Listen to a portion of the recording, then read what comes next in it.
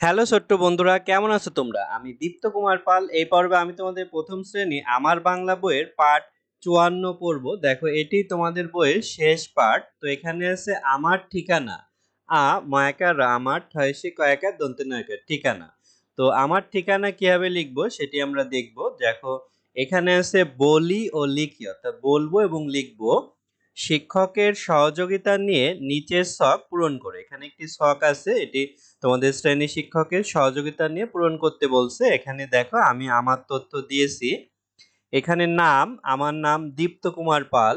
তারপরে মায়ের নাম, অর্থাৎ তোমার মায়ের নাম এখানে লিখবে। আমার মায়ের নাম দেবী রানী পাল। তারপরে বাবার নাম লিখবে। আমার বাবার নাম লিখেছি দুলাল চন্দ্র পাল।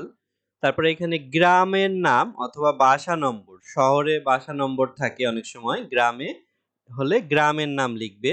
এবং গ্রামের নাম লিখলে গ্রামের নামের উপর একটা টিক চিহ্ন দিয়ে দিতে পারো। তো এখানে মহেশপুর লিখেছি, ম হয়িকার তালবস্য পয়সুর, মহেশপুর গ্রাম আমার। ডাকঘর হচ্ছে জোনাসুর। এবং থানা বা উপজেলা, তো এখানে থানার উপজেলা একই নাম, কাশিয়ানী। এবং জেলা হচ্ছে গোপালগঞ্জ, অর্থাৎ আমি গোপালগঞ্জ জেলার কাশিয়ানী থানার মহেশপুর গ্রামে আমার জন্ম, বা এখানে আমার ঠিকানা। তো সেই ঠিকানাটি দেখো আমি এখানে লিখেছি, তোমরা তোমাদের মতো ঠিকানাগুলো লিখবে। তো এখানে আছে সমাপ্ত, অর্থাৎ আমাদের এই বইটি এখানে সমাপ্ত হয়ে গেছে। তো আশা করি পুরো বইয়ের ভিডিওটি তোমাদের ভালো লেগেছে।